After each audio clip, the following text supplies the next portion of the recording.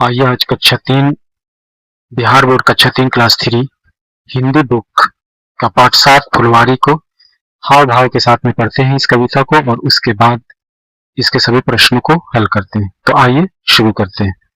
यहाँ पे आप देखिए इस पाठ का नाम है फुलवारी। अब यहाँ पे देता है रंग बिरंगे फूलों से है महक रही यह फुलवारी, मंद पवन के झोंकों से है झूल रही यह फुलवारी, जूही चंपा यहाँ खिले हैं महके बेला की क्यारी, श्वेत गुलाबी लाल कमल को अपनी ही शोभा न्यारी, नाच दिखाती उड़े तितलियां नाच दिखाती उड़े तितलियां करती मीठे रस का पान, भंवरे भी गुनगुन करके यहाँ सुनाते अपना गान, अपने खुशबू रंग रूप का इसे नहीं तनिक अभिमान, सबके मन को हर्षित कर दे समझे इसमें अपना मान। हम बच्चे भी फूलों जैसे खिले हंसे और मुस्काएं, अपनी भीनी सी सुगंध से जग की फुलवारी महकाएं। तो इस तरीके से ये कविता को हम लोगों ने पढ़ लिया। अब आइए इसके प्रश्न को देखते हैं। यहाँ पे कुछ शब्दार्थ दिए गए हैं, इस शब्दार्थ को आप याद कर लीजिएगा।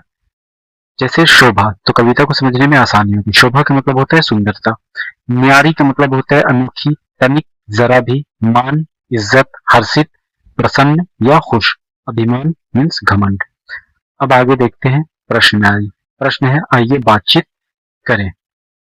यहाँ पे देखते हैं ये लिखता है आइए बातचीत करें। प्रश्न है कि फुलवारी का अर्थ क्या है। तो देखिए इसका उत्तर मैंने यहाँ पे लिख दिया है कि फुलवारी का अर्थ है फूलों का बगीचा या छोटा उपवन जहाँ तरह तरह के फूल उगाए जाते हैं।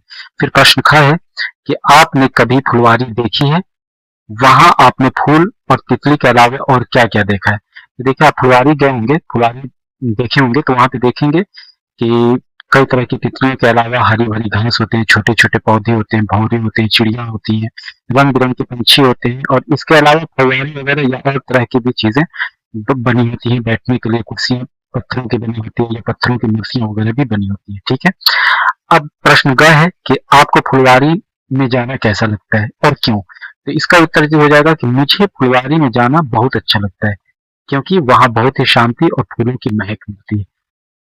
ठीक है, अब प्रश्न 2 देखते हैं इसका कि प्रश्न 2 क्या कहता है। प्रश्न 2 है पाठ से बताएं। इसमें सवाल करता है कि फुलवारी किस कारण से इतनी सुगंधित होता है। तो ऊपर आपने देखा है कि वहां पे तरह तरह के रंग बिरंग के फूल खिले होते हैं और खुशबूदार फूल होते हैं जिनके कारण फुलवारी बहुत ही सुगंधित होती है। फिर प्रश्न है कि तितलियां यहाँ क्या करती हैं। तो उत्तर हो जाएगा इसका कि तितलियां यहाँ फूलों पर मंडराती हैं और उनका मीठा रस का पान करती हैं, यानी कि मीठे रस को पीती हैं। फिर जाकर के फुलवारी के बारे में है कि फुलवारी के फूल हमें क्या सीख देते हैं। तो देखिए फुलवारी का फूल हमें सीख देते हैं कि हम फूल की तरह ही हंसे, मुस्कुराएं और अपने अच्छे व्यवहार और समाज में भी पूरे प्रेम फैलाएं और खुशबू उसी तरह से सुगंधित पूरे समाज को बनाएं। ये इससे हमको सीख मिलती है। फिर प्रश्न 3 देखते हैं। प्रश्न 3 देता है कि यह कविता की जिन पंक्तियों का अर्थ भाव दिया जा रहा है उन्हें कविता से ढूंढ करके लिखिए। जैसे यहाँ पे भाव दिया है कि हवा धीरे धीरे चलने से पूरे फुलवारी झूल रही है। तो इसका हमारे कविता में कौन सा इसके लिए वाक्य है कि मंद पवन के झांकी से है झूल रही यह फुलवारी। इसी तरीके से खा में देखते हैं, यहाँ देता है कि तितलियां उड़ती हुई आती हैं और फूलों के मीठे रस को पीकर चली जाती हैं। तो इसके लिए हमारे कविता में कौन सा दिया है पंक्ति, नाच दिखाती उड़ी तितलियां करती मीठे रस का पान। ठीक है, फिर जाकर के ग में देता है कि फूलों को अपनी खुशबू और सुंदरता का जरा भी घमंड नहीं है। इसके लिए कौन सा पंक्ति है कि अपनी खुशबू रंग रूप का इसे नहीं तनिक अभिमान। अब आते हैं प्रश्न 4 में। प्रश्न 4 देता है कि समान अर्थ वाले शब्दों को मिलाइए। तो यहाँ पे देखिए मैंने मिला दिया फुलवारी का। फुलवारी का क्या हो जाएगा, बगीचा, महक का गंध, पवन का हवा, श्वेत का सफेद, जग का दुनिया। तो इस तरीके से प्रश्न 4 भी हो गया। प्रश्न 5 देखते हैं।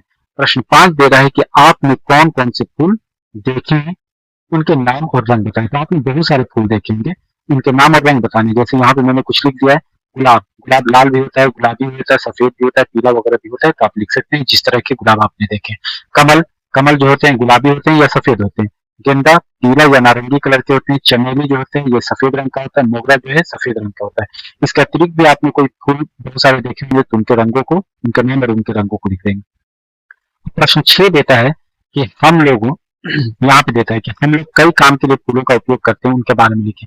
तो देखिए, पूजा पाठ करने में फूलों की जरूरत पड़ती है, शादी ब्याह इत्यादि में सजावट के लिए फूलों की जरूरत पड़ती है, फिर जा करके माला बनाने के लिए भी फूलों की जरूरत पड़ती है, और जो इत्र और परफ्यूम वगैरह हम लोग लगाते हैं उसको भी बनाने में इसकी जरूरत पड़ती है फूलों की। ठीक है, तो प्रश्न 7 देखते हैं। प्रश्न 7 देता है कि इस पहेली में कई फूलों के नाम छिपे हैं, उन्हें ढूंढ कर घेरा लगाइए और उनको लिखिए। तो यहाँ पे देखिए, इनको तो ढूंढना है और घेरा लगाना है, उसके बाद उनको लिखना है। यहाँ पे मैंने घेरा लगा दिया है, अब उनको यहाँ पे नाम लिख दिया है, जैसे कि बेला, गुलाब, कमल, चंपा, जूही, मोगरा, गेंदा, कनेर। तो इस तरीके से इसके अंदर ये नाम छिपे हैं, इनको हम लिख लेंगे। और प्रश्न 8 है कि कविता में खाली स्थानों को भरें। तो कविता आप पढ़ेंगे और उसमें से ये वर्ड जो है, ये शब्द इनको भर देंगे। जैसे यहाँ पे है पवन, मंद पवन के झोंकों से है झूल रही यह फुलवारी, भंवरे भी गुनगुन करके यहाँ सुनाते अपना गान, सबके मन हर्षित कर दें, समझे अपना इसमें मान। ठीक है, तो ये हम भर लेंगे इस तरीके से। फिर प्रश्न 9 देखते हैं। प्रश्न 9 में दे रहा है कि वाक्य पढ़ें और लिखें कि ये कौन है। जैसे कि यहाँ पे दे रहा है कि जो पौधे को सींचते हैं, तो जो पौधे को पानी देता है या सींचता है उसे क्या कहते हैं? माली। जो इलाज करते हैं उन्हें हम क्या कहते हैं? डॉक्टर। जो कपड़े धोते हैं उन्हें क्या कहते हैं? धोबी। जो सबको डाक चिट्ठी या पत्री ला करके देते हैं उन्हें डाकिया कहते हैं। जो न्यायालय में फैसला सुनाते हैं यानी कि न्यायाधीश यानी कि जज। ठीक है, जो विद्यालय में बच्चों को पढ़ाते हैं उन्हें शिक्षक या अध्यापक कहते हैं। अब यहाँ पे दे रहा है प्रश्न 10 में कि अपने मनपसंद फूल का चित्र बनाइए। तो ये आपको कर लेना है। यहाँ पे आपको अपनी मनपसंद का कोई भी एक फूल बना लेना है, गुलाब बना लीजिए या कोई भी चीज आप बना लीजिए। ठीक है, एक फूल आपको अपनी मनपसंद का बना लेना है। तो इस तरीके से ये पाठ कंप्लीट हुआ। मुझे उम्मीद है कि ये पाठ आपको बहुत ही अच्छी तरह से समझ में आया होगा। अगर ये वीडियो आपको पसंद आया हो तो इसे लाइक करें, और अगर इस चैनल पे आप नए हैं तो चैनल को सब्सक्राइब कर लें। धन्यवाद।